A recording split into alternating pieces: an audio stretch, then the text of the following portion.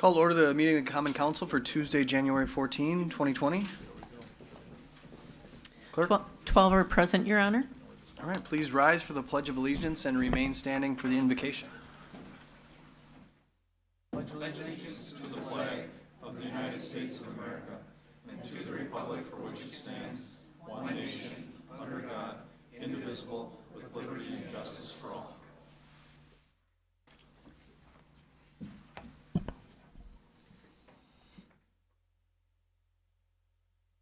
Well, we are lucky to be joined by Pastor Rue, who's the pastor over at St. Paul's Methodist on our near west side in the 10th Aldermanic District. And Pastor Rue and the entire congregation are just really great community partners. So wanted to highlight the work that she's doing in our community, the work that St. Paul's has been doing for over 150 years now, right?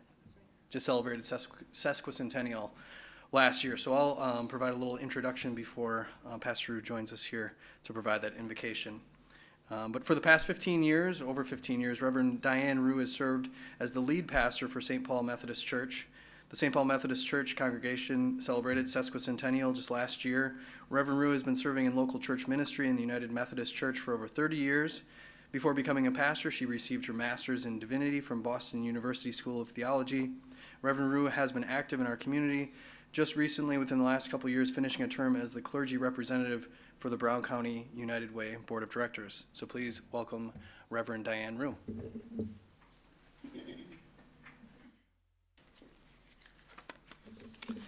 Thank you. It's a privilege to be here today. Would you join me in a few moments as we center ourselves to this time in this place? Let us be in an attitude of prayer.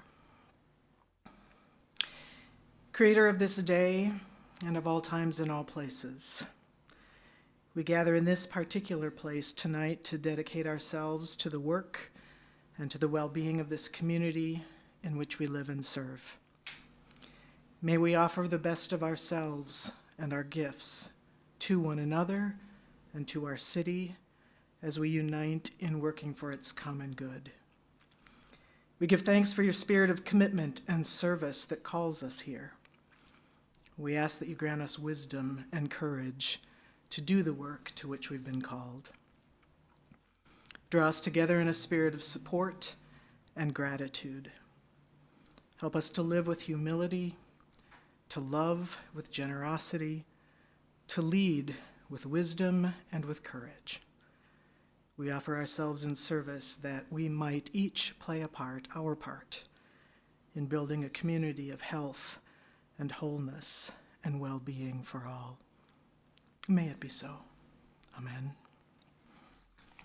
Thank you. Appreciate you being here. On to approval of the minutes. Motion by Alder from the 3rd, seconded by Alder from the 7th to approve the minutes. Any corrections that need to be made? Seeing no requests, all in favor, please signify by saying aye. Aye. Opposed, nay. Minutes have been approved. Approval of the agenda. Motion made by, actually, should we change the agenda now? Motion made by Alder from the 1st, seconded by Alder from the 7th. All in favor, please signify by saying aye. Aye. Opposed, nay. The ayes have it. On to report by the mayor. So I don't know if you guys knew this, but the Packers won on Sunday. Yeah, big news, breaking news for you. So that's exciting. So as a result, we are going to be wearing some green and gold over at Paul's Pantry tomorrow morning from 8:30 to 10. You are all invited to participate, as well as members of the public. So that was part of the wager, right? Both mayors, Green Bay and Seattle, would have had to wear the winning team's colors. In this case, of course, it was the green and gold. So Seattle's mayor will be wearing green and gold, I think, next Monday. So looking forward to seeing some pictures of that. Packers, of course, more Packers news. We've got the pep rally coming up Friday afternoon. Again, all are invited. Afternoon downtown in the Adams Street lot. So that's what I have for the mayor's report. On to announcements.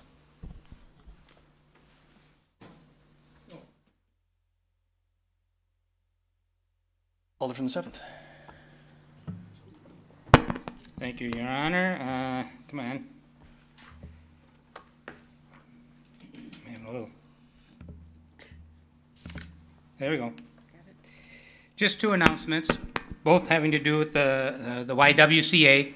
And unfortunately, I'm not going to be able to make either one, but I recommend if you can get to these, please do so. They're great. The first one is tomorrow from noon to 1 at the YWCA Stand Against Racism. They have a series. It's very good, and this one is Refugee Resettlement in Brown County. And then also this Friday, the YWCA at the Northland Hotel is having a centennial gala.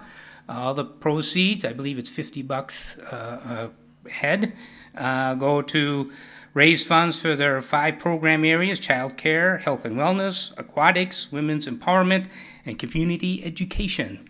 All great stuff, all great things to causes to support. If you want to get on that, though, you better get a hold of YWCA pretty quick. They need reservations. It's this Friday at the Northland from 5:30 to 9. Thank you. I will be there. Thanks, Alder. Alder from the 6th. Yes, I gave a couple of the sheets out. If people want to pass it down, everyone can read. Tonight, the Great Lakes Water Levels Informational Meeting is being held at the museum.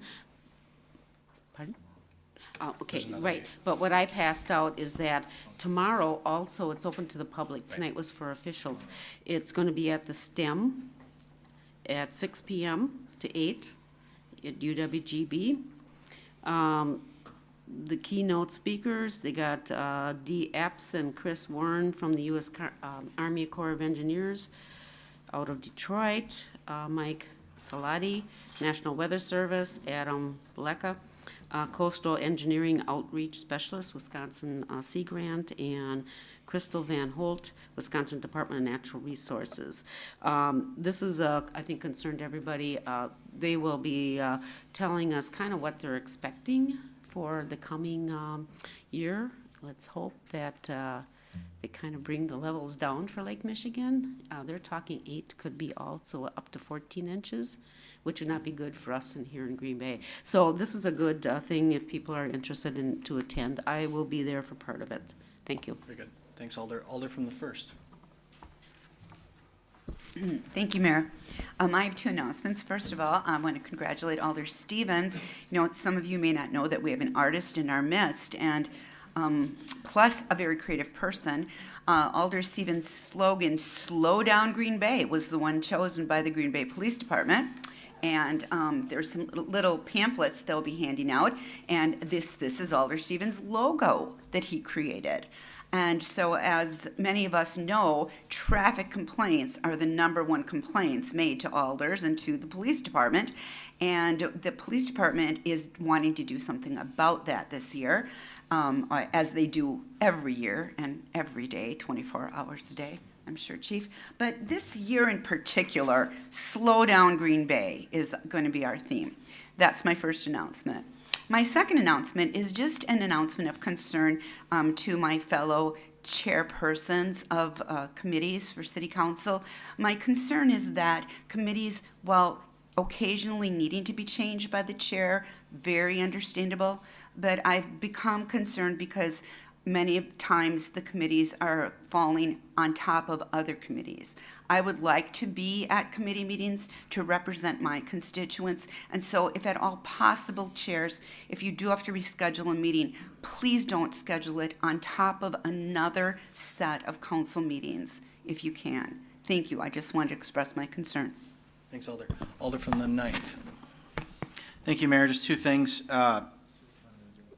One is, for those that have an interest, Wednesday, January 29th, from 6:30 to 8:30, there is a shipyard open house that is occurring regarding reinvestment in the residential neighborhoods. Congratulations to city staff. City of Green Bay was one of 6 cities selected nationally to partake in a tech visit, or what's referred to as a tech grant, to come host this. And so very excited to have that on board to make sure that as we progress with our neighborhood revitalization efforts, that we're taking in as many voices into account as possible. And I believe Matt Buchanan was the lead on that, so kudos to Matt and Dr. Vonk's department. The second thing, just because I've had a lot of people that have been asking about progress at the state level regarding the relocation or the funding for the relocation of the coal piles, which isn't relocate the coal piles, but the revitalization of the Pulliam plant. That is currently held up in Senate. They still need to take action on that item. And so, I don't know, I suspect we'll have some new information on that in the coming weeks, but just a brief update on that. Thank you. Thanks, Alder.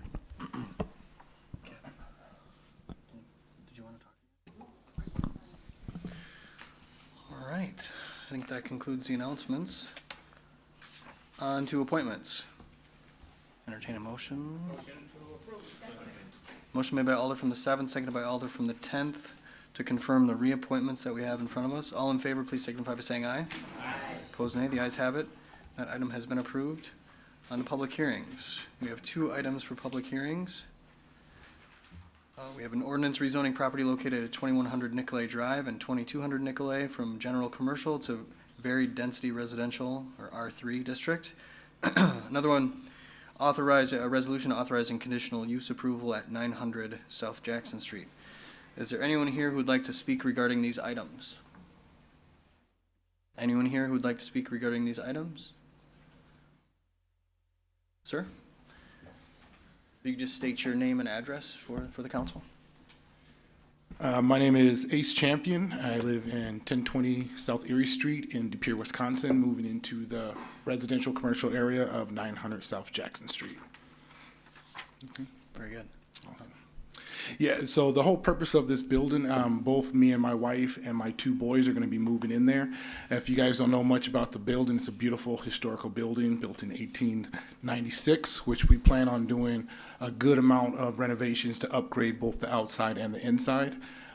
Both me and my wife will be staying in the right side of the 2 apartments, and my 2 boys, which is 17 and 19, will be staying in the left side.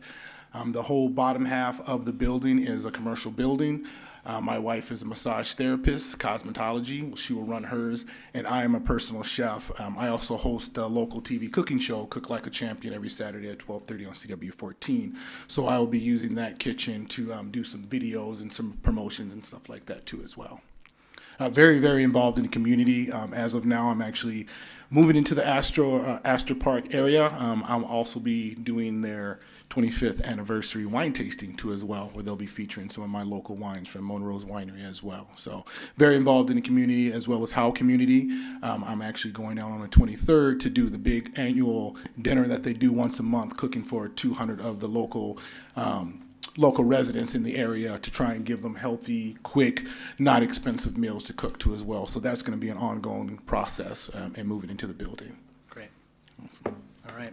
Thank you. Well, thanks so much for your testimony. I know that space has been vacant for some time, so appreciate Yes. you bringing new life to it. That's my pleasure. So, just one second, Mr. Champion. Alder from the 4th.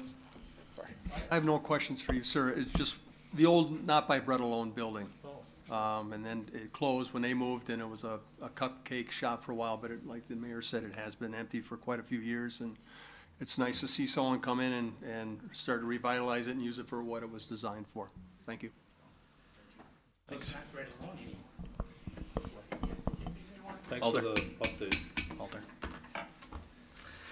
Any other folks who would like to speak to these items? Seeing no other speakers, we'll now close the public hearing. On to ordinances, second reading for adoption. Motion to adopt.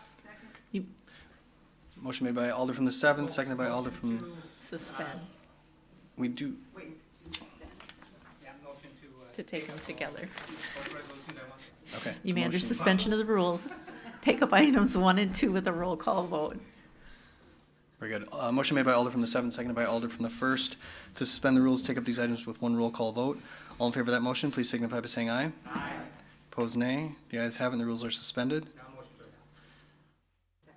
Motion made by Alder from the 1st, seconded by Alder from, motion made by Alder from the 7th, seconded by Alder from the 1st to adopt items J1 and J2.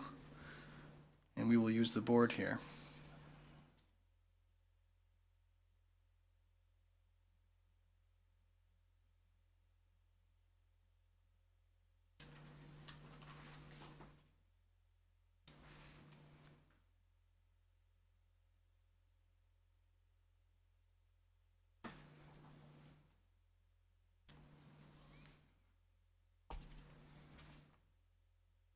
And those passed 12-0. On to item K, report of the Improvement and Services Committee. Motion by Alder from the 7th, seconded by Alder from the 8th to approve Report K, which is the report of the Improvement and Services Committee from the meeting on January 7, 2020. Any items under this report you wish to handle separately? 5 and 6. Any others?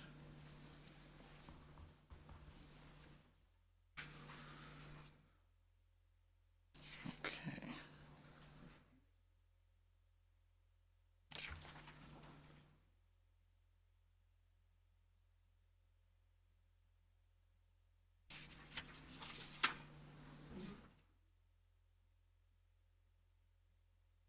Alder, is there a?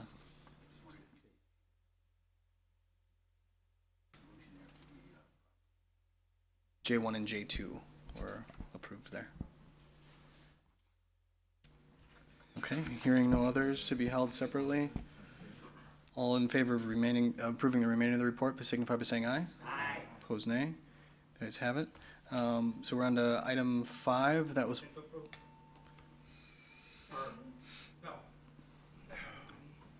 Alder from the 7th?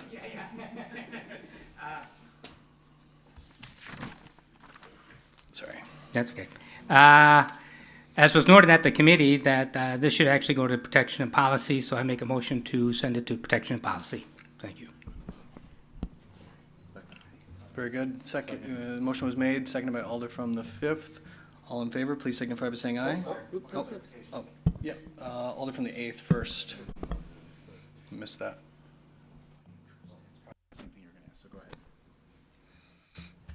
Committee took this up, we weren't sure, I mean, in the past, properties would get deadlines and then get fined, and you could go to court and plead your case. Now, with all the reinspection fees, and this one, I think we're $500 worth of inspection fees, which is a insane amount of, or was 300, it was a large amount of inspection fees. We took it to this committee, and I thought we gave it a pretty thorough hearing. I don't know if we need to really send it to another committee, because we don't meet for a month. If they're here tonight, if we want to hear from Mr. Curry, So I think we can Attorney- handle it as a committee of the whole. There's no reason it has to go through another committee. Sure. Attorney Chavez? Thank you, Mayor. So the reason that it's supposed to go to PMP is because there are, in order to maintain equity between everybody who appears in front of it, the committee who is responsible for it should be applying those same standards when making their recommendation. So sending it to a different committee and then having it reviewed here doesn't allow the committee who normally does this to have the input as far as what they're doing as far as making things equitable between everybody. Is that it can't go to another standing committee? Well, we have, under our statute, or I'm sorry, under our ordinances, we have delegated certain authorities to certain committees, and the authority to review these types of things are vested in protection and policy. Is there a way that when these things are submitted, I know sometimes in the past, it'll be pointed out, hey, maybe it shouldn't go to that committee, it should go to here, that we can review those, so that they can be averted? I mean, but there's no reason we couldn't handle it tonight. I mean, everybody's here. It's still supposed to receive the same review to make sure that it's applying those same standards. Was inspection not, don't they follow the agendas to see that it was on improvement services? I mean,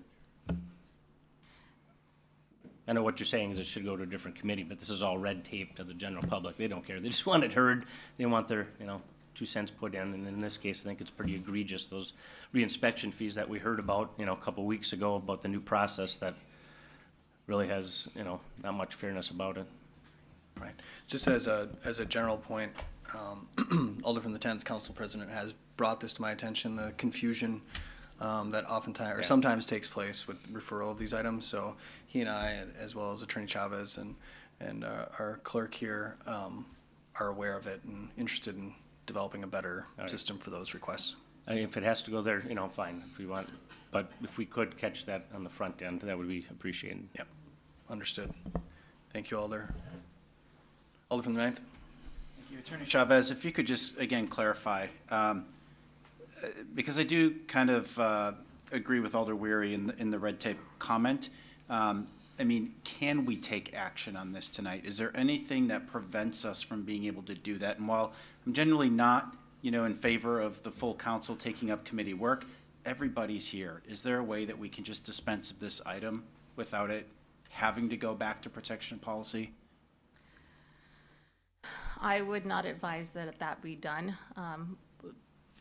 Putting aside the ordinance requirements that it go to the proper committee, it still needs to be given the same review that all the other ones are provided. And that is done at the committee level by protection and policy. While I understand that the idea would be that this ultimately is the body that decides it, the reason for it to go to committee in the first place is to make sure that the standards that are coming through with the recommendation are the same ones that are being applied to everybody. So you have the same committee determining what those, or applying their standards when they're making those recommendations, not just looking at it from a first-time stance. They're looking at what they were doing with everybody to maintain consistency, so that there isn't an issue with treating people disparately, which is where we get into issues with equal protection. Okay, so, and I really do appreciate that explanation, and I understand that it makes a lot of sense. I just go back to sometimes, the saying at the pace of government exists for a reason, and I'm just trying to be expedient about this. Since all of those members from the committee are represented here on council, is there a reason that you couldn't argue that if we take this up today, that it could receive the same review? So our ordinances actually dictate that it has to go to committee first, and what committees have authority over what. Again, that's why I was saying, even if we set that aside and said that we were gonna do it anyways, I would still advise against it, because you need to make sure that those same standards are being applied. So either way, we'd have to violate the ordinances, and then we'd be doing something that I would say would potentially create a different standard than what we've been doing for everybody else who goes through protection and policy. So what would be the legal consequence of that? What's the negative outcome that could come from that? So the potential outcome from doing that would be that, we would potentially set ourselves up for an equal sort of looking for, basically an equal treatment claim, a disparate treatment claim.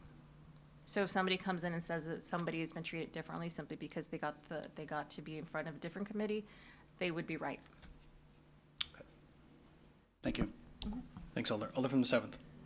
Yeah, also, I would not be ready to go forward. Now, even though all the members of the committee are here, staff input is vital, and there's no one from inspection here. And we have gone through several of these at committee, and we have established kind of a pattern and a standard in the committee.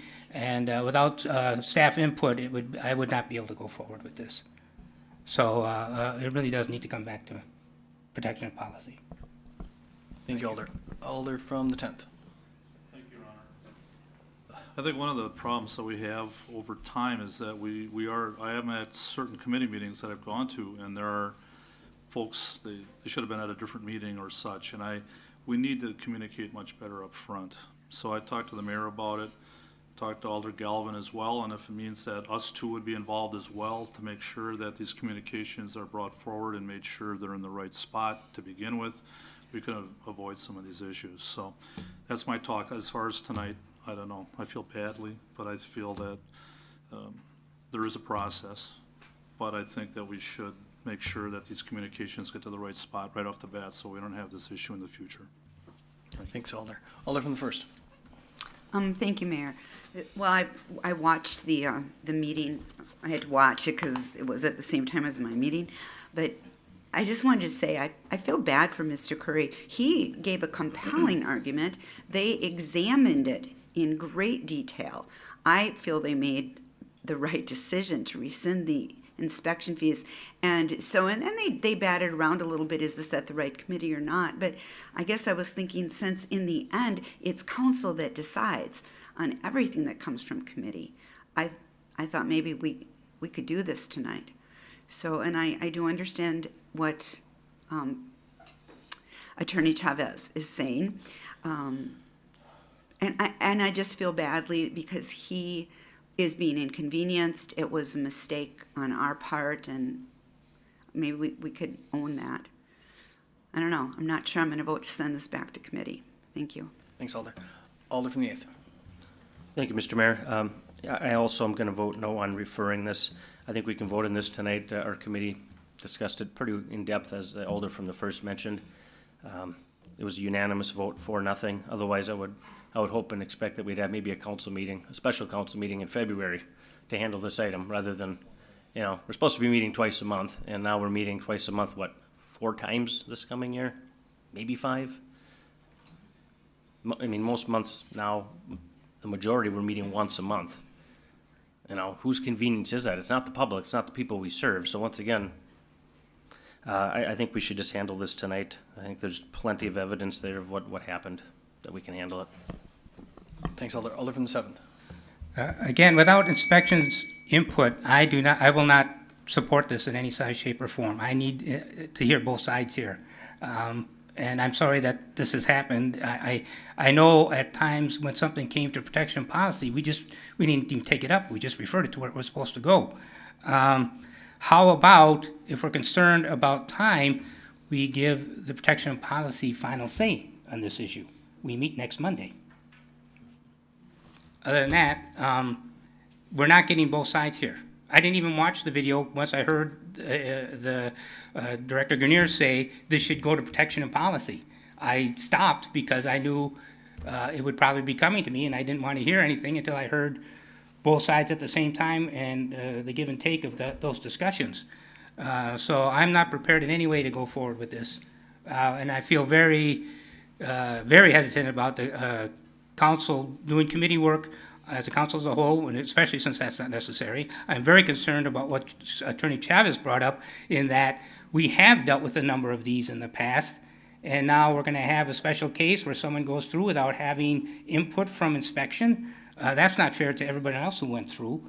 And it's just, there's just no way I'm going to touch this at all as far as being affirmative in this gentleman's case. That might not be the case if it comes to my committee. The best I can offer is perhaps giving protection policy final say on it. Other than that, it's just going to have to wait as far as I'm concerned until we get all the story. You can't tell me you vetted it well when you didn't hear from staff. Inspection, that's a vital piece that needs to be heard from. So I support it, send it going back to committee. Thank you. Thanks, Alder. Alder from the 4th. Thank you, Your Honor. I'm concerned about this also. We have alders here that have been around for quite a while. They know the proper committees that this should go to, and yet we still hear every once in a while that people, does it go this one, does it go to that one? Protection and policy is where it should have gone. I can't support this either without, one, inspection being here to give their fair side of this. We have an alder that is saying that what they did was grossly unfair, and I think they ought to be able to defend themselves. And if it is unfair, then at the same time, protection and policy be with the proper committee to address how they're doing business and change it at protection and policy level to make those recommendations, so we don't have this reoccurring in the future. And like Attorney Chavez says, this is a slippery slope. Who's to say that if we allow this to happen, next year someone else, we get it into another committee, and before you know it, someone's going to be filing suit against the city. And we can't open ourselves up to that kind of litigation. There's a right way to do it, and if there's a right way to do it, that's the way to do it. And I'm not going to support this. Thank you. Thanks, Alder. Alder from the 12th. Thank you, Mayor. I see that Director Vonk and Ms. Renier Wig are both in attendance, and this would fall, although maybe the actual inspectors are not present, they do supervise the inspection area. So, Mr. Mayor, if you would be willing to ask them if they have enough information here right now to speak to this, so that we could perhaps make a decision rather than refer to committee. So, I mean, is it okay if Director Vonk answers that, or? Director Vonk? Sure. Staff did not attend the Improvement Services Committee. Aware it was on the agenda. We felt, though, that given, as Attorney Chavez had said, where basically jurisdiction for certain issues had fallen, that this would be referred to the Protection and Policy Committee, and we're prepared to be present at the Protection and Policy Committee meeting after it was referred. However, that didn't happen, and they took action on it. So we were not prepared then, and we're not prepared this evening, feeling, again, that it would be referred to protection and policy next week. I've got a high-level understanding, but our chief building official is really the one at the end of the day who oversees the inspectors, and really, works with these appeals processes and goes through. And he is not here this evening, but would be present at the Protection and Policy Committee meeting. Okay, thank you. Thanks, Alder. Alder from the 11th. Thank you, Mayor. I'm on the Protection Policy Committee, and I feel that there's not a big rush to get this done. I think our committee is very workable. We listen, we take case by case. In other words, whatever the input is, that's how we act on it. And I think working with the inspection department, I think it'll come out very favorable. In other words, we'll be very fair, I think, as far as whatever's brought forward. We haven't heard a thing about it yet, so I think it should come back to our committee. Thank you. Thanks, Alder. Alder from the 6th. I got a question for our Attorney Chavez. Thank you. As Alder Scannell had mentioned, improvement, let's see, Protection and Policy meets next Monday. They can hear this at that committee meeting, and then he wanted to know if they can have the final say. But my understanding is that it always has to come back to the council for full approval. Attorney So Chavez. what generally happens in that case, it's like what happens during the summer when final approval authority for certain things is delegated. The council can delegate its authority, it just has to do it before the item takes place. So Meeting, if so- you guys wanted to do that, that is something you could do. Okay, then can I make a substitute motion that we, amended a motion, that we, as a council, approve the, let's say, allow the, Protection and Policy Committee meeting next Monday to hear this and to do the final, approval or disapproval? Yes. Do we have a second for the motion? Second. Seconded by Alder from the 12th. Further discussion on giving protection policy the final approval there. Let me see. On this one, Mark? Withdraw mine. On this item? On this motion? I'd be in favor of that. Okay, Alder from the 9th. Thank you, Mayor. At the risk of too many what-if scenarios, maybe the one reservation that I have with that is if the committee were to not support rescinding those fees, that it doesn't leave the resident with the ability, with any appeal effort to the full council. And so, Attorney Chavez, would it be appropriate to have a motion that says if the committee supports the resident's appeal, it ends there, and if not, they still have the ability to bring it back to full council? No, it's either delegate the authority or not. You're essentially pre-approving a certified decision rather than actually hearing it on its merits. And if, and again, at the risk of too many what-if scenarios, if the committee were to oppose the resident's request, is there any appeal reply, I guess, for the resident? It would be considered final, so they would have the same opportunity that they would have with anything. I'm trying to remember if this is something that can be taken up in circuit court or not. Generally, final orders are. I don't remember if this is one of them that does, but I don't know that we've had a lot of people who challenge it for a relatively small amount of money because it is kind of pricey to go to court. Okay, so with that said, thank you for that explanation. My understanding is really the urgency on this matter, if you will, is just that it exists. There's nobody's being forced to pay right now. It's just, let's just get it off of this, this person's slate if in fact the committee believes that to be the case. So I'm actually going to oppose giving the committee final authority because, as I've said before in the past, I don't support continuing to do that and having council skirt its responsibility to have final authority over these decisions.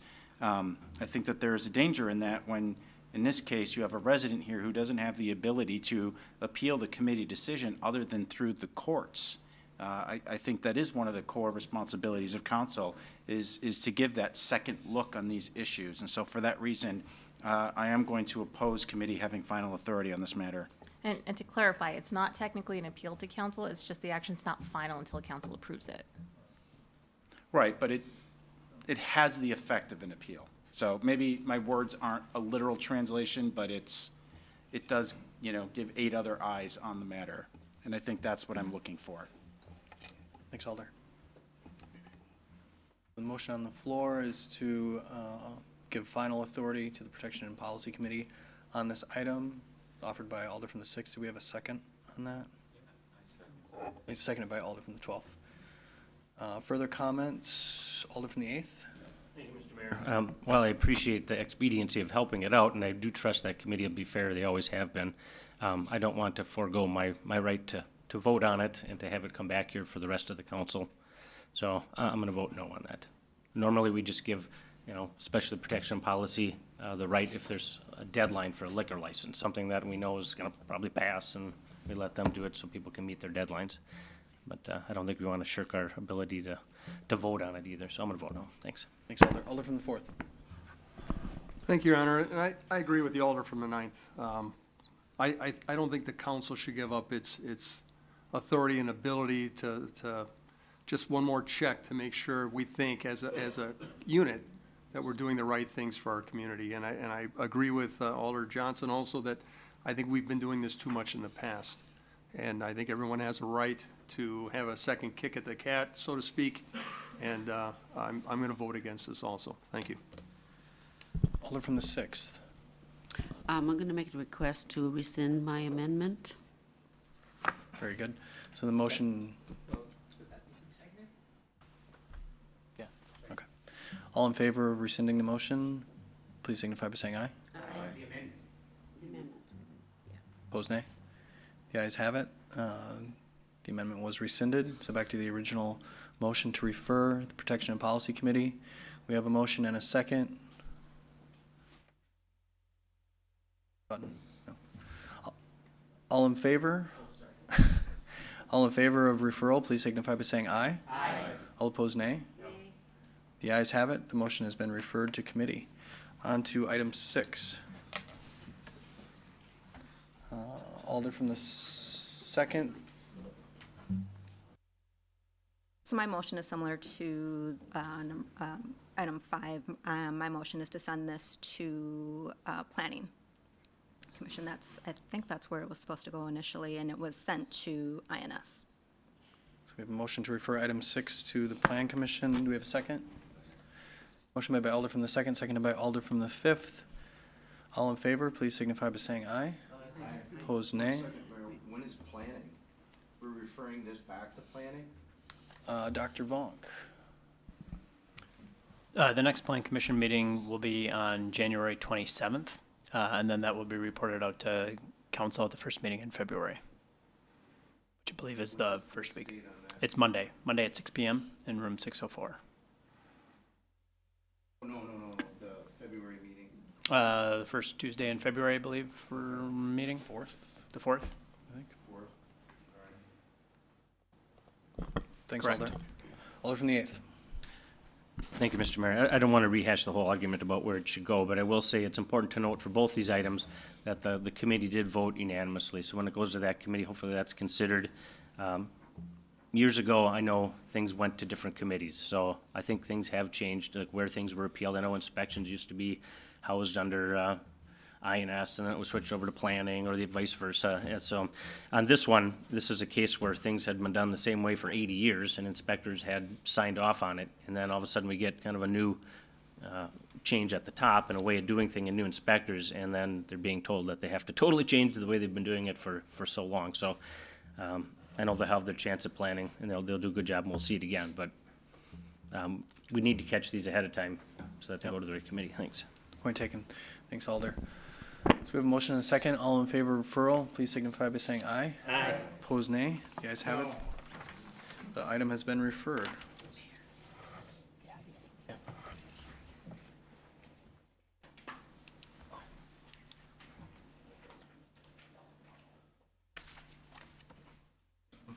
sure what was going on there. Yeah. Sorry. Let's run L, right? On to item L, report of the Protection and Policy Committee. Motion to approve.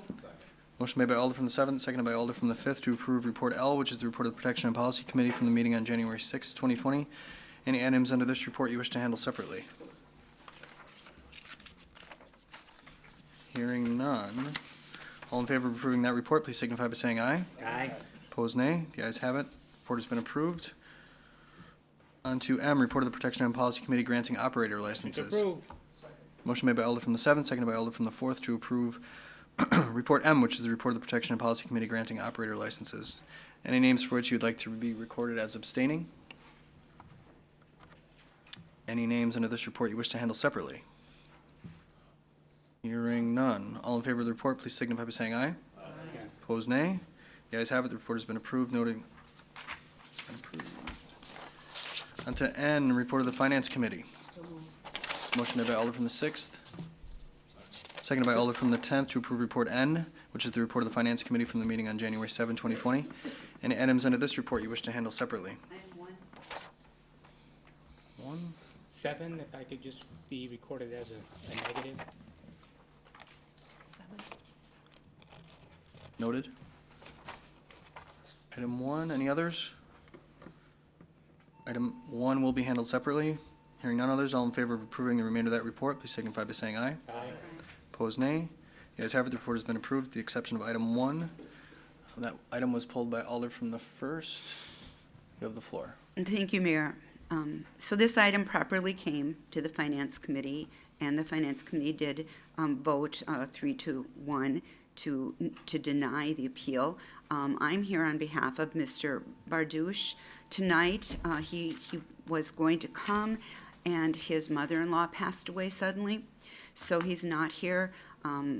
I do not believe that the decision that was made was the right decision or the fair decision, and this is why.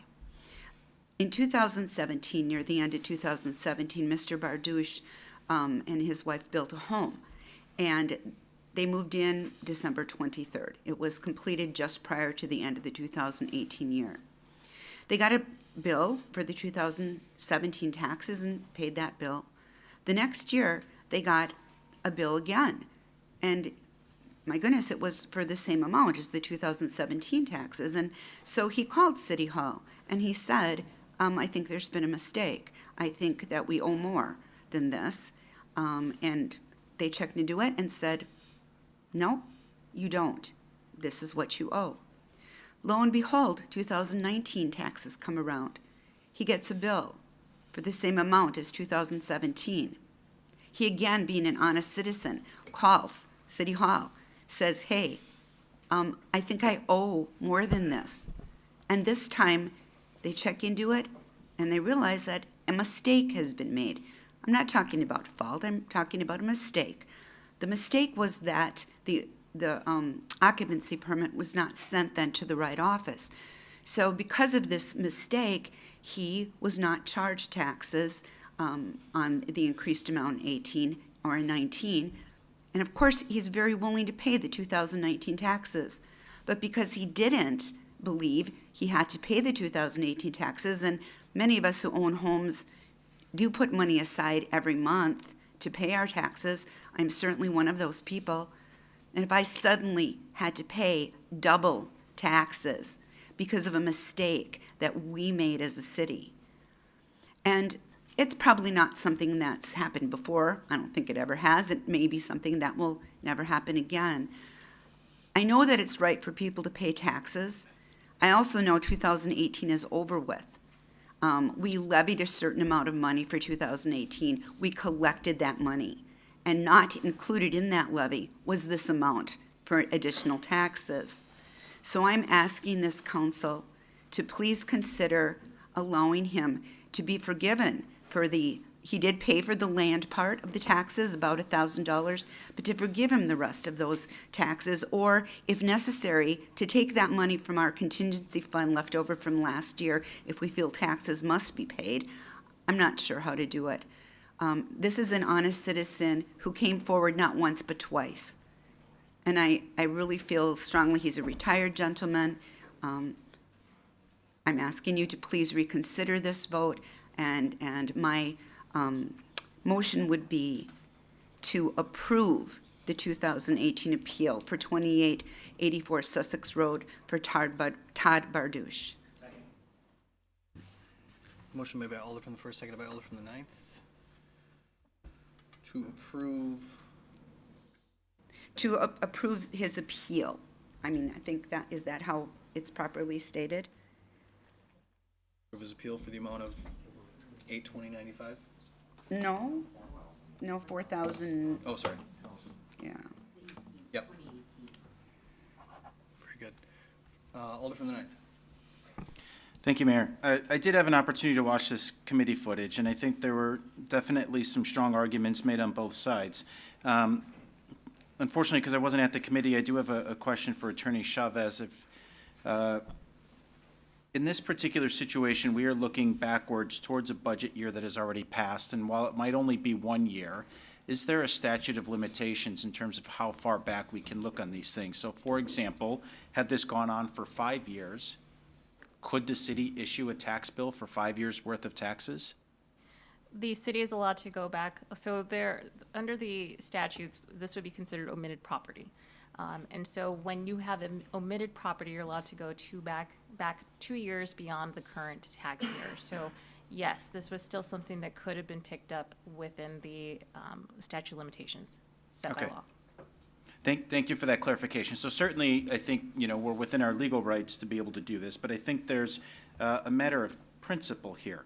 And that matter of principle to me is that, again, the budget year has passed. We've levied, we've spent that money based on what we expected to come in, and this property was not a part of that. And as Alderdorf alluded to, this resident contacted us not once but twice to gain clarity. It sounds like they were given an explanation that the tax bill they received in 2018 was correct. That to me is a mistake that we need to own on our end. We took up an issue regarding some ponding that was occurring over on Elkie Lane, and one of the discussions around that was looking backwards in terms of there were orders placed, they were lost, and then so kind of who's responsible? Is it the developer or is it the city that would be responsible for fixing that situation? At that time, I supported the fact that the city made a mistake. We ought to own that, and I did support the city bearing that expense. And so I take that same philosophy when I look at this particular issue, and that specifically is the city is comprised of human beings that make mistakes. And I think it is okay to be honest and transparent with the fact that that is going to happen from time to time. And I'm not angry or upset about that. But when we do make those mistakes, I do believe that I'm going to side on the side of consistency, which is I think we need to own that responsibility. And so it's for that reason that I do support the residents' appeal. Thank you, Alder. Alder from the seventh. Thank you, Your Honor. Yeah, I support forgiving. I don't think we should be taking this out of contingency. Our contingency, I think, has been getting down there low enough. I think we have the authority to forgive it, and I'm all for that. The key for me is that this constituent came forward, and it feels like someone comes forward and you're kicking them in the butt. It just doesn't seem right. And it's certainly not, we want people to come forward if they think there's something screwy. I think we want to encourage that kind of behavior. It's very responsible behavior. And I don't think we should penalize them for that. Certainly this year, and he's paying this year, so I think we're square and we're ready to go. I think it's just a matter of forgiving 2018, and I could see forgiving that, so thank you. Thanks, Alder. On this contingency fund question, Attorney Chavez. Thank you, Mayor. So just to brief you guys, again, I keep going back to equal treatment, so I apologize that you guys keep hearing the same thing over and over. But we have to look at it from the way the courts require us to, which is in order to forgive taxes, which is considered a primary right of people. It has to be done equitably, and so we have to look at it as a compelling interest. I don't think that we would be able to come up with a compelling interest as to why this person's taxes should be forgiven versus another's. And so the only way that I think we can do it legally is to actually just pay the taxes for them. This way the taxes are levied. We're not saying that this person should be able to pay less taxes than another. The city's just in an effort to maintain equity or fairness or whatever you guys want to call it. You're agreeing to cover it to remedy the situation. Thank you, Attorney Chavez. Alder from the 8th. Thank you, Mr. Mayor. Right now, as the motion reads, does it say where the money's coming from or if it's being forgiven? Did you specify? Alderdorf, did you? I just said to approve the bill, and I mentioned, I didn't say that in the motion, but I could, I mean, I would accept an amendment if someone, we're paying it to ourselves. I mean, we're gonna, okay, Attorney so we'll Chavez, get the money back, right? So, I mean, I rehash your- guess. Director Ellenbecker. Now that this has been identified, you have to look at section 74.44 of the Wisconsin State Statute, which is the omitted property tax roll. And so annually you have omitted taxes. And what happens in October, this is reported to the state. And the state makes a determination whether or not we have to share it with the taxing jurisdictions. At this point, 99% sure they're going to come back and say that this $4,500 was owed to the city. Now we have to turn back in February, we turn around and pay out all the taxing jurisdictions of their portion of those taxes that were omitted. So we're not paying for it ourselves. I mean, we're not just forgiving, we can't forgive these taxes. They have to be on the omitted tax roll, and we must pay them out to the taxing jurisdictions within the year after that it's been identified that these were omitted. So, Just one second. Continue. Like as the attorney had said, we can choose that we want to pay the whole portion for them. However, it has to be reported to the state, and we do have to turn around and pay out the taxing jurisdictions for these omitted properties, because they should have been on the rolls in previous years. Thank you, Director. Alder from the 8th still has the floor, I believe. Mr. Mayor, yeah, then I would I would amend it to state that it comes from contingency, the amount that we were discussing, the 4,000 some hundred. I don't know if there has to be a second for that. Okay. Motion made and seconded by Alder from the 1st. As the alders next to me stated, you know, really the only way we as a city entity are going to improve is there be consequences when we're wrong. You know, you see a lot of time people fighting the government, and the government says, what are you gonna do about it? You know, we screwed up and you're just gonna have to feel the pain. Well, we should flip that around and do how the business, sector does it and how we treat each other. So mistakes need to be owned, said Alder Johnson, and I agree. Let's own it. Thanks, Alder. Alder from the 12th. Thank you, thank you, Mayor. Question for Director Ellenbecker. The taxing jurisdiction you mentioned, just so I'm clear, would be NWTC, the school district in Brown County, that we would have to reimburse. And I don't know if reimburse. Yes, that is correct. We'd have to pay them. That is correct. Okay, thank you. Thanks, Alder. Any further discussion? Alder from the 7th. Just we wouldn't really be paying ourselves, and so how much are we actually going to be taking out of contingency? Director Ellenbecker. I don't actually have that number calculated. What the portion, our taxes, the city portion is right around 40% of it, so about 60% of these values would have to be paid out in February of 2021 for these omitted taxes. So about 60% of 40,000. That would be a ballpark estimate. Okay, thank you. That helps. Okay. Any further comments? Alder from the 9th. Director Ellenbecker, just a further point of clarification on that. Because these are taxes that are old, meaning that budget year is already passed. So would we have to spend down our contingency fund by this amount, and then do those go like back to the levy? The city portion, does that just get back to the levy? I mean, it doesn't come back into the 2019 budget, does it? It's going to be, we would need to be paid out of the 19 budget. It would actually be included in the 2020 tax roll, which would be collected in December of 20, and, nope, I'm sorry, the new assessed values would be included in the in the new tax roll. What happens is any omitted taxes, and the way the process happens is the year in which it's noticed that it's missed, we invoice the resident or the constituent, and then they pay within that year. If they don't, it goes on their property tax. So it would be within that, the current year in which the omitted was recognized.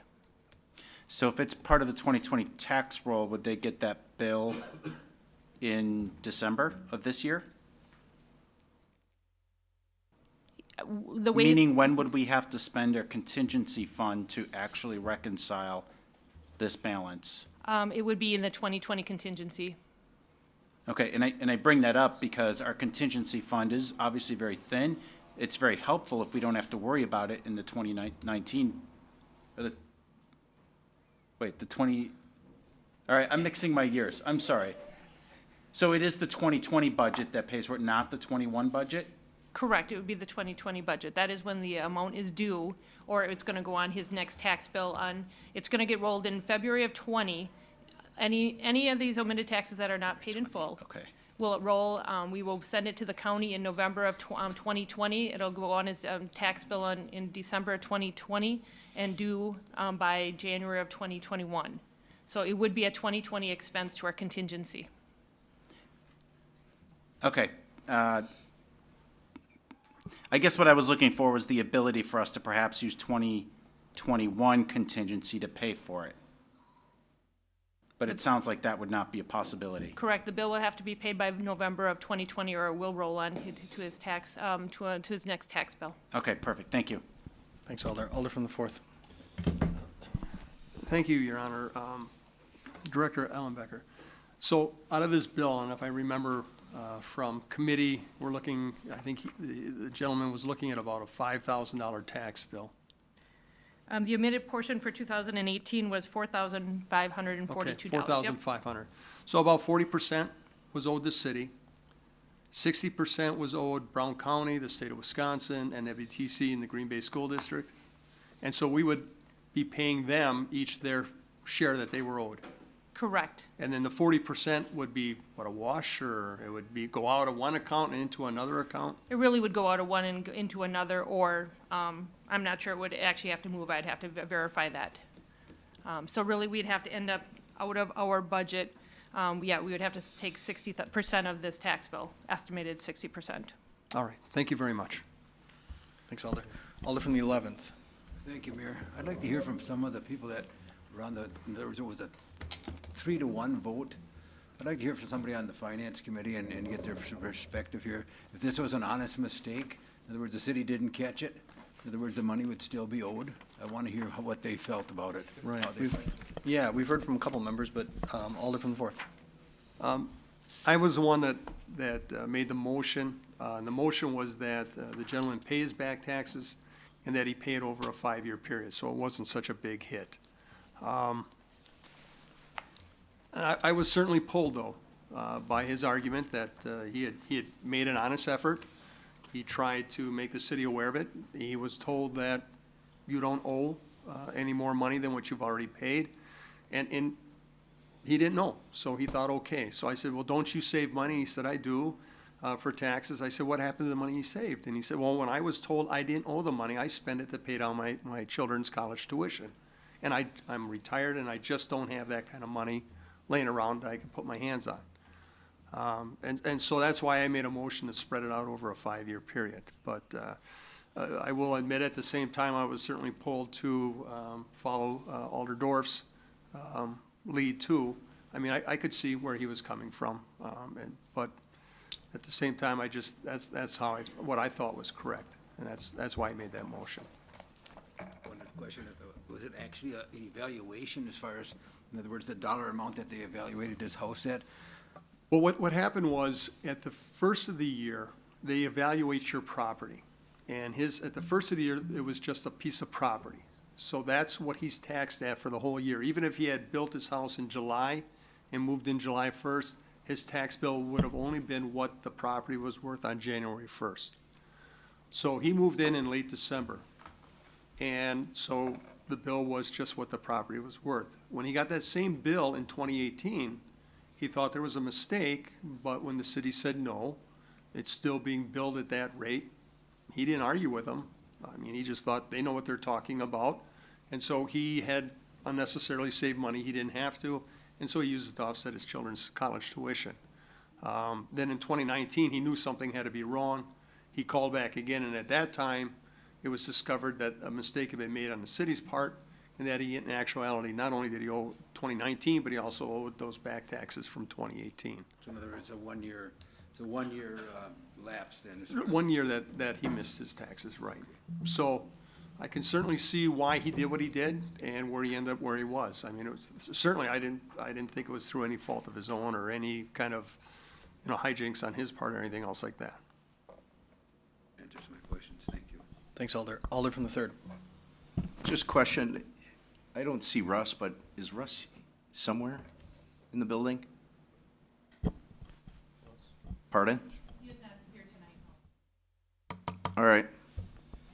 So basically, what is the city looking for? How much? 4,500 plus? And that's for 2 years? Do you have a For 1 question for year? Director Ellenbecker? Anybody can answer it. Director? To answer the question, what happened is because it's omitted, it was determined that 2018 and 2019 tax bills were too low. If the council says that he owes both tax bills, we will be sending him an invoice for $9,219.50 for the 2018 and 2019 omitted taxes. He has till November to pay them, or it'll be added to his next tax bill as omitted taxes. What the committee is asking is that we forgive half of them, really his 2018 portion of the omitted. Alder? That's what came out of the committee? That's what came out of the committee, Mayor? The denial came out of the committee. Denial. We have a So, motion on the floor to approve the appeal. okay. So what came out of committee was, what was the total amount they were the city's looking for? 4,500 or The not? 2018 omitted taxes is $4,542.70. Pay that back. Okay. If I may, 1 second. Alder from the fourth.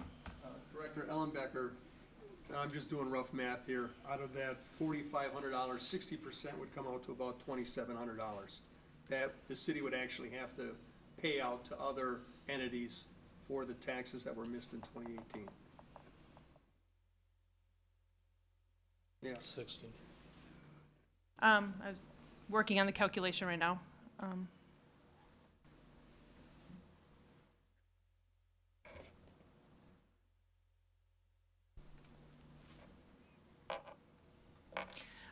Either way, the whole tax bill will have to be paid, but Right. unfortunately, there's a portion that we would have to pay out just to the taxing jurisdictions, correct? Right, because he had indicated he had the money for the 2019 taxes, that's not a problem. His concern was the 2018 taxes. Obviously, the city's gonna have to pick up the full 4,500 and change.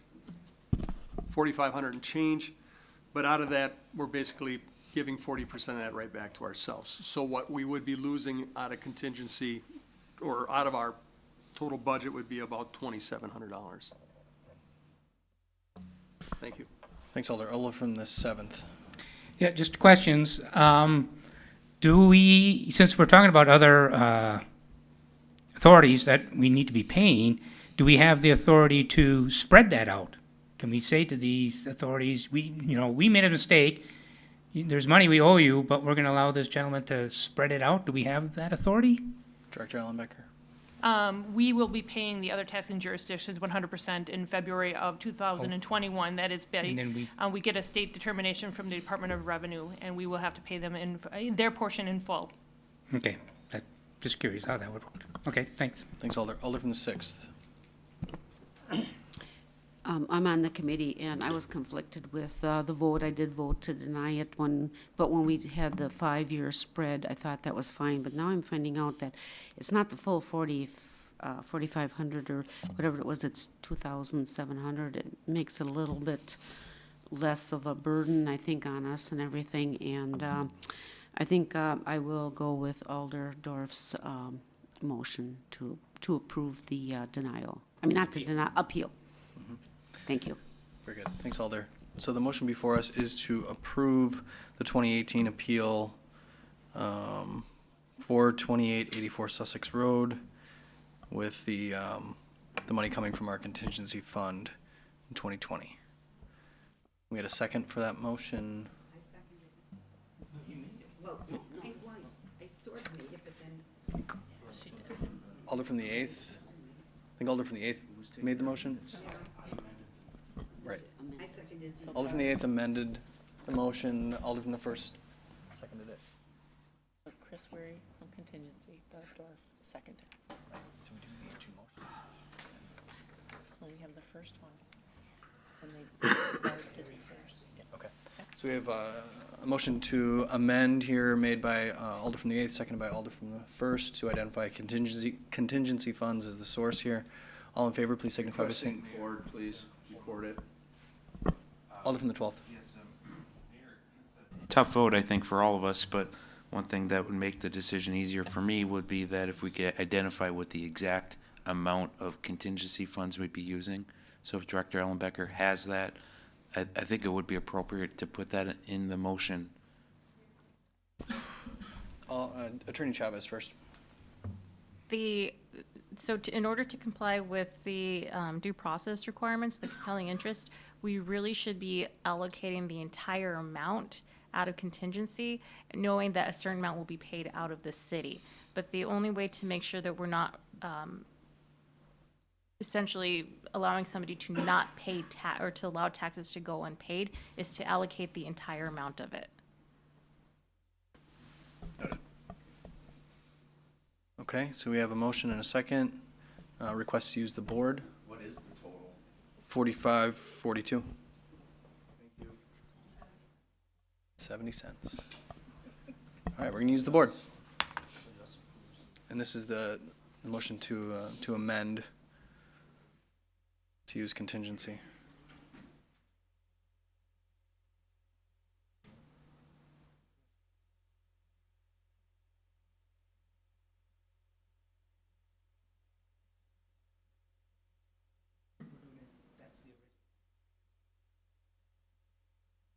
This is the amendment.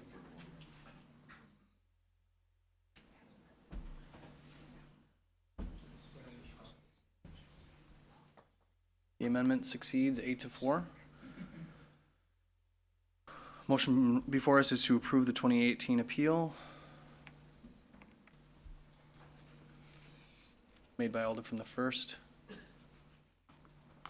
Seconded Alder from the 9th. All in favor, please signify by saying aye. Aye. Opposed, nay. Motion is approved. We're on to, report of the Park Committee. Motion made by Alder from the 7th, seconded by Alder from the 5th to approve Report O, which is the report of the Park Committee from the meeting on January 7, 2020. Any items to be held separately? Hearing none. All in favor of approving that report, please signify by saying aye. Aye. Opposed, nay. The ayes have it. Report has been approved. On to P, report of the Personnel Committee. Motion made by Alder from the 7th, seconded by Alder from the 4th to approve Report P, which is the report of the Personnel Committee from the meeting on January 7, 2020. Any items under this report you wish to handle separately? Hearing none. All in favor of approving that report, please signify by saying aye. Aye. Opposed, nay. The ayes have it. Item has been approved. On to report P of the, are we in P? Q. On to Q, Sustainability Commission. Motion made by Alder from the 7th, seconded by Alder from the 5th to approve Report Q, which is the report of the Sustainability Commission from the meeting on January 8, 2020. All in favor, please signify by saying aye. Aye. Opposed, nay. The ayes have it. The report has been approved. On to R, report of the Ethics Board. What are your wishes regarding this report?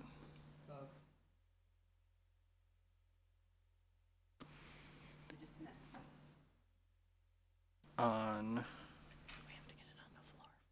the entire report. Okay.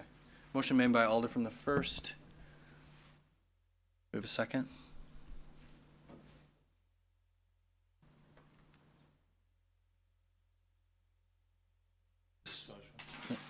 Alder from the 10th seconded. Discussion? If I could first, there's a typo. Oh, yes, Alder from the 4th. Okay, so The typo is,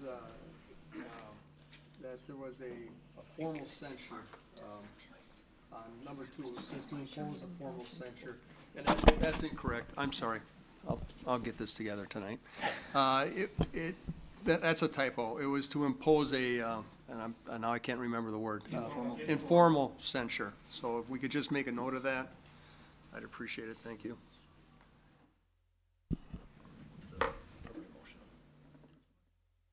To amend it to say informal. Motion has been made to amend the report to state clearly that the action was to impose an informal censure. Motion was made by Alder from the 4th. Second. Seconded by Alder from the 8th. All in favor, please signify by saying aye. Aye. Opposed, nay. That change has been made. We do have the motion before us. Alder from the 1st to deny the report. Alder from the 1st. Thank you. I'm quite familiar with our code of conduct. Spent some time with it during my first 2 years on council. And so as I watched this process, I thought, I really don't think that what happened here was right. And because I don't believe it's right, and because if we're talking about this in closed session, I could never tell anyone what I thought because it would be closed session. I wanted to have an opportunity to say why I'm asking us to dismiss this. First of all, the code of conduct was put in place to ensure that there's no wrongdoing by members of council, and there's a number of items in here that we're not supposed to do, and certainly we're not supposed to really talk about things that happen in closed session. Of course we know that. But a very, very important part of this code of conduct is that it states that the council may adopt, reject, or modify the recommendation made by the ethics board, and in resolving the complaint, the totality of the circumstances shall be taken into consideration, including the intent of the person accused of the wrongdoing. I have nothing but respect for our ethics board. They do a wonderful job. The people on them are just among the most honorable people I know. I think that it was a mistake that this hearing was held. I looked back, and it was actually 8 months ago, May 14th, 2019, that there was a meeting of parks. And I watched that over and over again, and I watched it again today. And at this meeting, there were several emotional appeals by members of a small neighborhood, of a little one-street neighborhood, who felt very threatened by something that was going to happen on their very street. And as it happened, Alder LaFave lives on that street. So she attended the meeting, certainly as an alder, but also as a human being, also as a person who was going to be very, very affected by the decision. The pressure on her was very great that evening. The neighbors, you could see it in the meeting if you listened to that meeting. And we certainly could. I mean, we could certainly pull it up. I have the exact timestamp of what we need to look at. But there was a lot of pressure on Alder LaFave, the alder, and Alder LaFave, the human being. The committee went into closed session, and alders are allowed to be in closed session whether or not they're on the committee. Maybe this was the time that one might have chosen not to be in there, because if one is so personally involved, but I probably would have wanted to stay, any of us might have wanted to stay in that closed session. So she went into the closed session. I don't know what happened during closed session. That was never talked about. Alder LaFave never said what happened. I don't know what motion was made. I don't know what they talked about. Because what happened was the committee, the videos turned off, and then the videos turned back on again, and you hear the chair appropriately chastising Alder LaFave, saying, "What did you just say? What did you say?" And she says, oh, I'm sorry. I said the vote was 3-1. Vote on what? I don't know, because she didn't mention what the vote was on. We don't know what the vote was on. It was in closed session. And then she said she was sorry. Between 44:05 and 45:25 minutes. That's 1 minute and 4 seconds. Alder LaFave apologized 4 times. She said she needed to be more careful. She said she made a mistake. She said she was remorseful. 4 times she apologized. And then it didn't stop there. The committee then voted 3-1. Wow, that's exactly what she said. And there it was in open session. The vote was 3-1. And then at the end, she apologized again. Not once, but twice more. She was visibly upset. She said, I just got upset. I have to watch my temper. The chair at that point said, it's okay. It was not some massive negotiation. It's okay. I say, it's okay to be human. I say it's okay to go into a meeting in which you're really personally involved and to make a mistake. I say that's not a violation of this city code of conduct. It's just a mistake. So that's why I've made a motion to dismiss. Thank you. Thank you, Alder. Further discussion on the motion?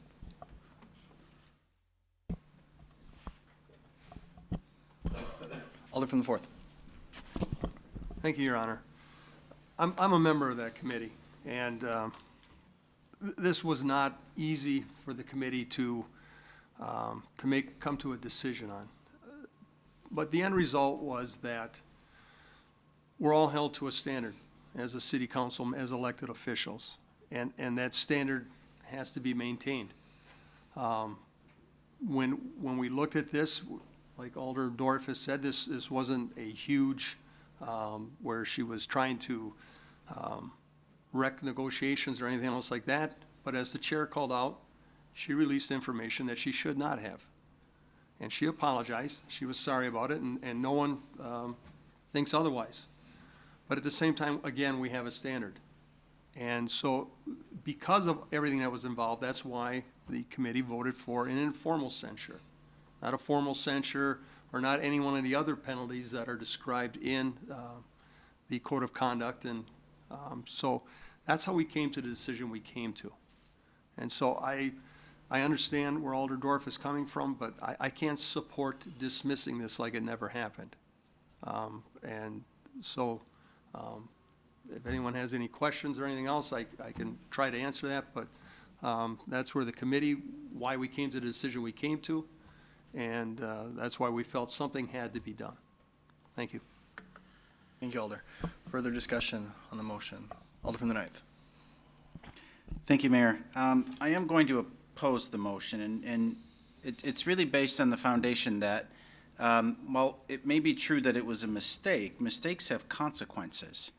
And I think when we overlook what could be a very slippery slope, I mean, this does come with significant impact. And so while it was said that, she said that, 3-1, is what the vote was, and that's what the vote outcome, in fact, ended up being, there is a very big fundamental difference, because my recollection as someone who was in that room was that she had indicated it was 3-1 in favor. That's what I recall hearing, unless I'm mistaken. And that's very different than saying the vote was 3-1 to proceed as directed in closed session.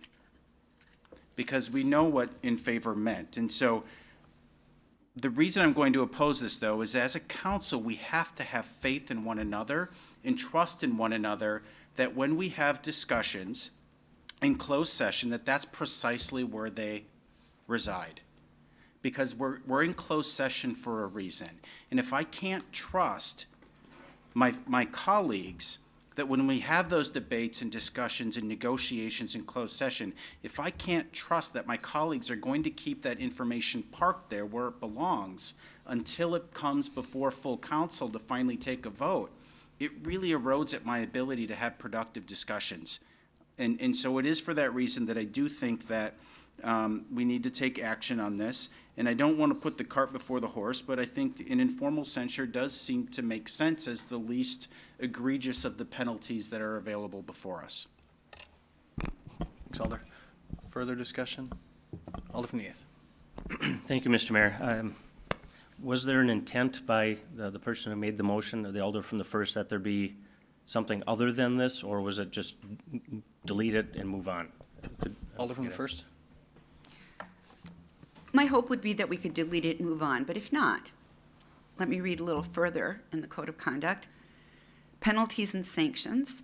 It is the intent of the council to educate and, when necessary, discipline council members who violate this code.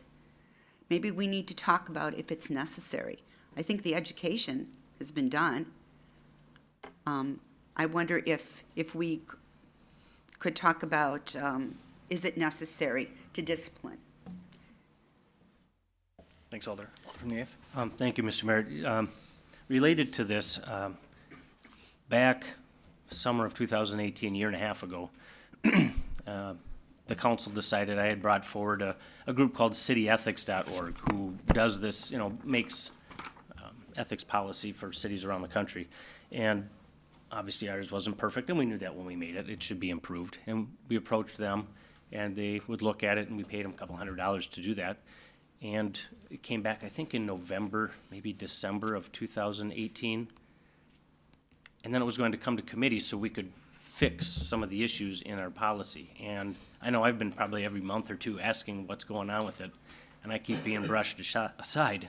I'm wondering what the status of that is. Why haven't we seen it? I can't believe it's taken us, 15 months to examine it. Maybe we could hear about that, because that might have had an influence on what we're doing here. I'm just wondering. Sure. Attorney Chavez. Thank you, Alder. So to tell you, first off, we have never brushed aside your request. I agree with you that the ethics code needs a revamping and the code of conduct needs a revamping, and I've actually been pushing it to the front. But as you're aware, the law department had a number of turnovers this year. We had a few vacancies for a while, which pushed us really far behind. We are slowly starting to catch up. This is actually, we're wrapping up the records retention, which was another one that we had to complete to get back into compliance with law. This is the next one on the list, because I agree with you. It needs to be corrected so that any issues with it being vague or whatever are cleaned up. So we haven't been brushing it aside. I don't want you to feel like that is the case. This is a high priority on my list as well, and it's literally just been an issue of us not having enough staff to do it, and then trying to get caught up after we got the staff again.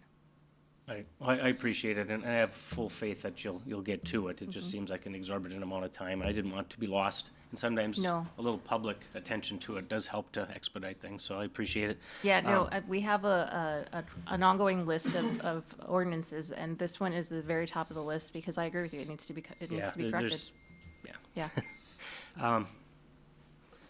I had all intention of coming here tonight and talking about this and voting on it. But I'm not going to vote on this one tonight.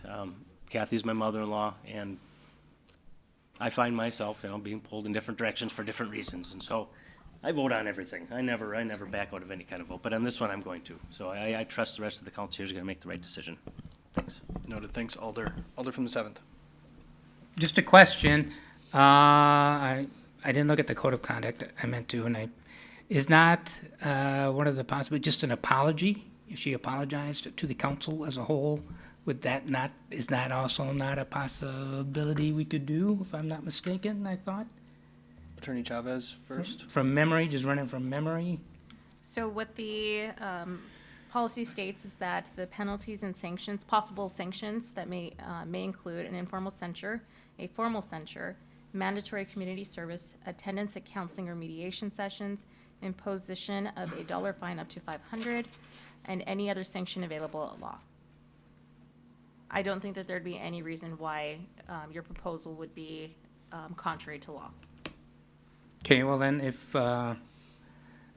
Alderdorf would take an amendment that if the alder in question here would apologize to the council for behavior, that would suffice instead of an informal censure. I think that's about as low as you can go. Informal would probably be next. So I make that amendment to Alderdorf's. Point of order. Yep. Alder from the ninth. Do we not need to take up first the adoption of findings before we discuss punishment? Right. Attorney Chavez. Yes. The motion before us currently is rejection of the entire report. But to clarify, so if you are dismissing the action outright, so you're just saying that you would never get to to number 2.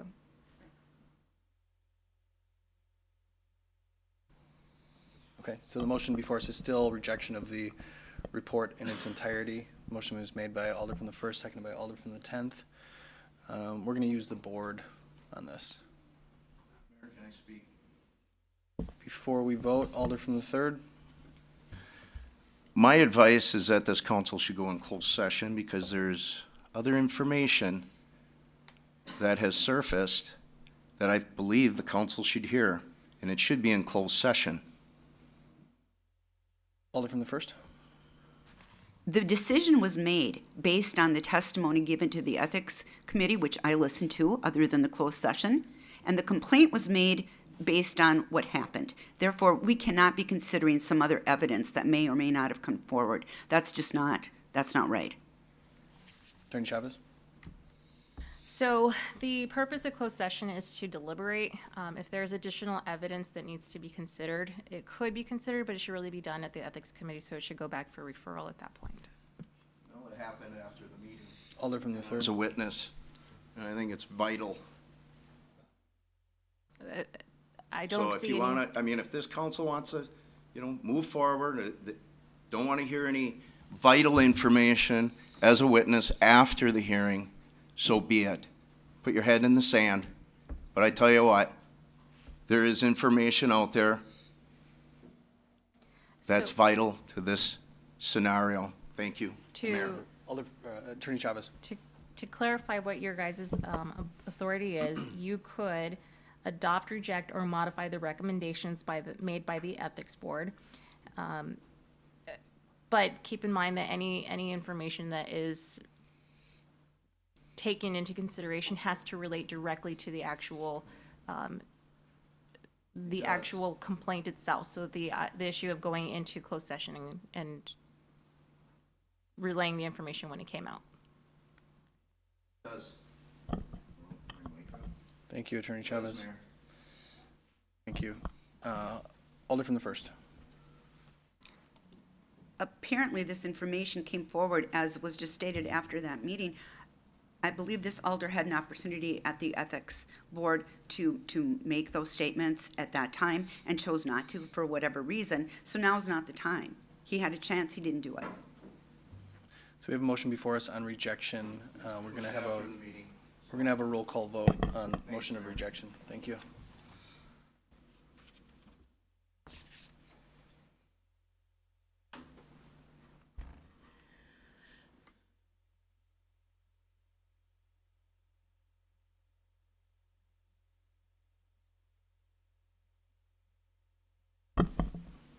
Alder from the 11th. This is to reject the report in its entirety.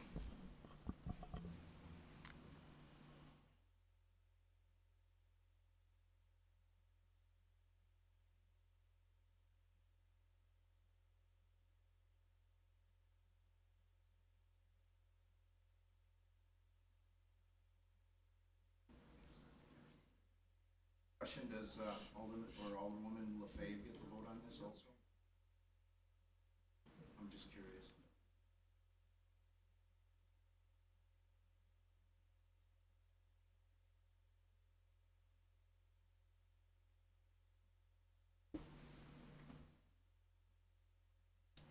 That motion fails. 9-1 with 1 abstention. Session? Motion's been made to adopt the report, Well, somebody, since that motion failed. seconded by Alder from the 4th. further discussion on that motion? I mean, are you gonna ask us now whether we have your report, if we have other items Right. you wanna call? Alder from the first. All right. So it talks about imposing an informal censure. I understand that that was an error. I do have something that is less than an informal censure here that I've prepared. And it's called a letter of reproval. It's something used by United States Congress when something doesn't really rise to even a censure, an informal censure. Alder Lefebvre has apologized repeatedly. I don't feel she needs to apologize again. So I'd like to read the letter of approval and see if we can vote on that. And I don't feel like we need to go into closed session. Alder from the ninth. And the motion on the floor is to adopt the findings of fact. Do we first need to take action on that before we discuss item 2? Are we doing? We're back to the report in its entirety. Motion you made? I meant move to adopt item number 1. I mean, I think you have to take these things separately.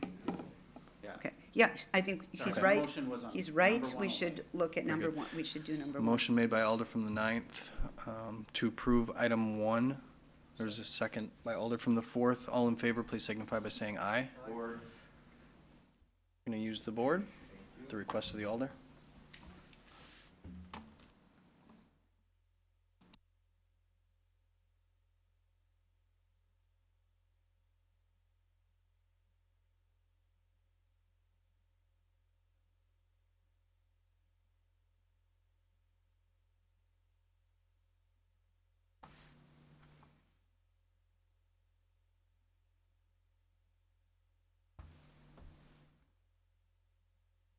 Motion passes 9-1 with 1 abstention. So we're on to item 2. Alder from the first. Mine. Okay, so this is what I've come up with using the template. Dear Alder Lefebvre, as you know, the Ethics Board has found you to be in violation of the Code of Conduct and has recommended that you be informally censured. Section 8D, sub 5, council action, states that upon review of the report and following a discussion, if the council by motion concludes there is a violation of the code, the council may impose a sanction or penalty. The council may adopt, reject, or modify the recommendation of the ethics board, and that the totality of the circumstances shall be taken into consideration, including the intent of the person accused of the wrongdoing. Section 8D states, sub 6, penalties and sanctions states, it is the intent of council to educate, and when necessary, discipline council members who violate this code. It further states that in all instances, the totality of the circumstances shall be taken into consideration in resolving the matter, including the intent of the one accused of wrongdoing. Alder Lefebvre stated in her testimony that she did not intend to do this. What you revealed was the vote taken in closed session with no other information. You have apologized for your actions. It is the belief of this council that there was no intent and that even an informal censure is unnecessary. Therefore, we, the undersigned, hereby express our disapproval of your actions in this incident, and we encourage you to refrain from similar conduct during your future service on the council. Thank you, Alder. So I would move that we, I move to close session, Mayor. We have a, So we can hash this out real quick. we have a second That's my for, motion.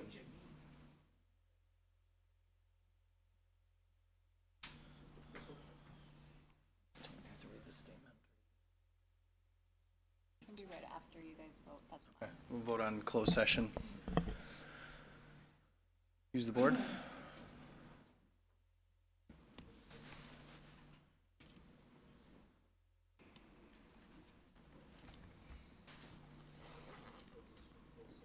Yep.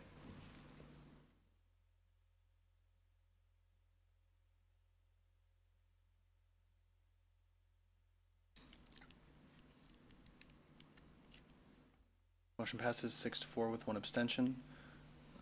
Alder, can you read the language?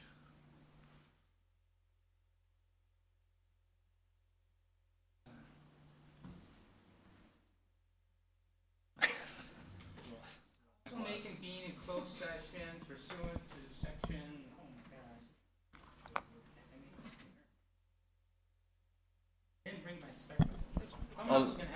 Alder from the 8th. Mr. Mayor.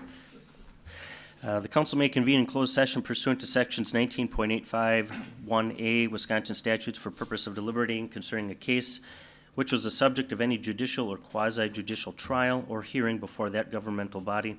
The council may thereafter reconvene in open session pursuant to section 19.852 Wisconsin statutes to report the results of the closed session and consider the balance of the agenda.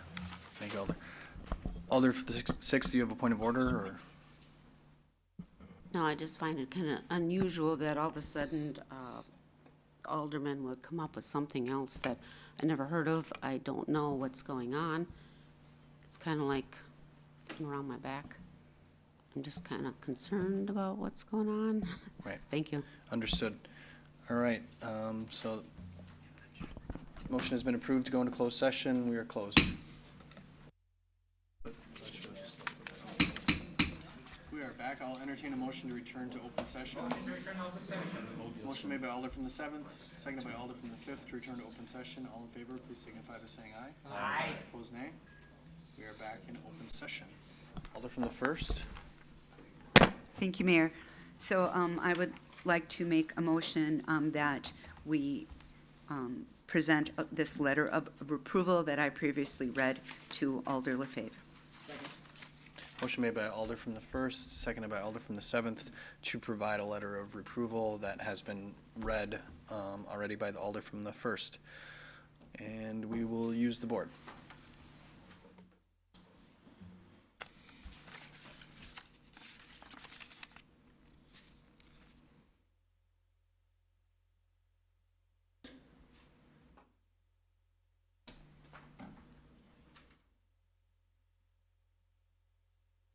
Motion passes 10-0 with 1 abstention.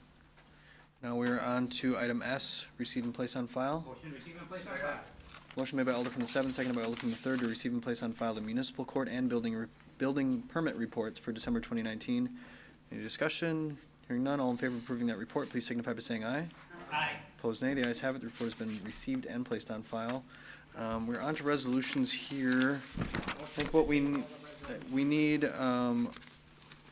a motion, unless there's discussion on any resolution, with the exception of Resolution 2, which needs an amendment. Is there going to be any discussion on any of the other resolutions? Just, I think we recorded as a negative for 5. Okay, noted. So with that, I will entertain a motion to adopt Resolution 1 and then Resolutions 3 through 11 with one roll call vote. So motion to end rules. Correct. Motion made by Alder from the 7th, seconded by Alder from the 10th to suspend the rules and take up Resolutions 1 and Resolutions 3 through 11 with one roll call vote. All in favor, please signify by saying aye. Aye. Opposed, nay. Motion made by Alder from the 9th, seconded by Alder from the 4th to adopt Resolutions 1 and 3 through 11. All in favor, please signify by saying aye. Aye. Opposed, nay. Ayes have it. None. Oh, sorry, we have to use the board. My mistake.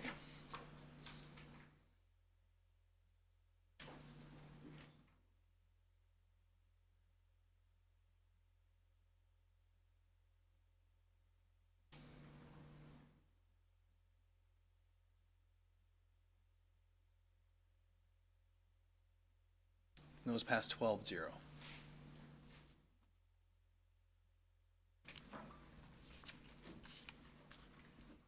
On Resolution 2, need an amendment. Attorney Chavez, you just explain. So on item 2, there is a couple of Scrivener's errors on the, as discussed, or as what's listed in the resolution. The first one that you guys were provided with a corrected copy earlier today, but what we are asking you to correct, the first one is, it's 2 items. The first for sewers 3-19 Part A, the PO number should be 1900105. There's just one too many zeros in the middle. And then the second one for Bridge 1-18, the account string should be 401500E-55311-64048. It currently duplicates the first one that's listed.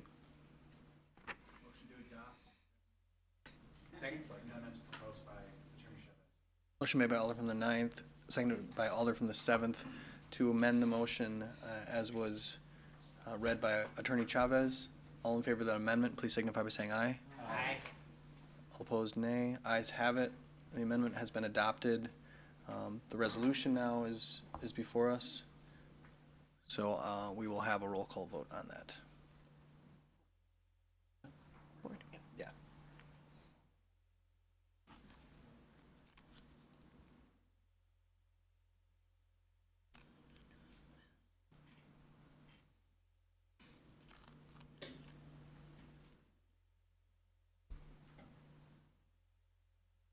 Item 2 passes 12-0. On to referral of petitions and communications. Alder from the 10th. Thank you, Your Honor. This is for protection and policy. Further discussion is needed on the anti-litter ordinance, section 81.12, as far as implementation and citations with respect to newspaper ad flyers that are scattered about. That one again, huh? Alder from the 11th. Thank you, Mayor. For the Finance Committee, property tax increase were roughly 4.1% for the city of Green Bay for 2020, coupled with the increase in the water bill rate increase. The average Green Bay homeowner had roughly $100 to $120 increase in their property taxes. I propose that the property tax for the city of Green Bay would not increase more than 1% for 2021 budget. I also request to create a resolution that the city of Green Bay pay off more general obligation debt each year than new debt created. Nearly 18 to 20% of each of the yearly city budget pays solely for interest on the city debt. We must do a better job to reduce our total debt and polarize our capital expenses so we are not crowding out core services. Many cities and counties are facing these fiscal pressures of the city, as the city of Green Bay needs a plan to reduce our debt in the short and long term. Thank you, Finance Committee. Those are both for finance, Alder. Yes, thank you. Thank you. Alder from the 6th. Oh, I'm sorry. Daydreaming here at the end of the meeting. Okay, the first one is to protection and policy. Request committee to look at the issuing of a sidewalk cafe permit to Titletown Tobacco per section 6.155 Green Bay Municipal Code, stating, 1, definitions, A, sidewalk cafe, any group of tables, chairs, benches, or petitions maintained within the public right-of-way for use directly in front of an establishment with a valid restaurant license. Okay, and then the second one is the Traffic Commission. Request the removal of no parking signs on Eastman Avenue from the corner of 1101 North Webster to Van Buren. Thank you, Alder. Thank you. Any others? Alder from the 9th. Thank you, Mayor. This one is for improvement in services for consideration possible action to address chronic flooding and drainage concerns on Antoinette Street. Thank you, Alder. Any others? Clerk, do you have any late communications? I do not. I'll entertain a motion to refer all petitions and communications. Motion made by Alder from the 7th, seconded by Alder from the 4th, to refer all late petitions and communications to the proper authority. All in favor, please signify by saying aye. Aye. Opposed, nay. The ayes have it. Petitions and communications have been referred. Adjournment. Motion made by Alder from the 7th, seconded by Alder from the 11th to adjourn. All in favor, please signify by saying aye. Aye. Opposed, nay. The ayes have it. We're adjourned.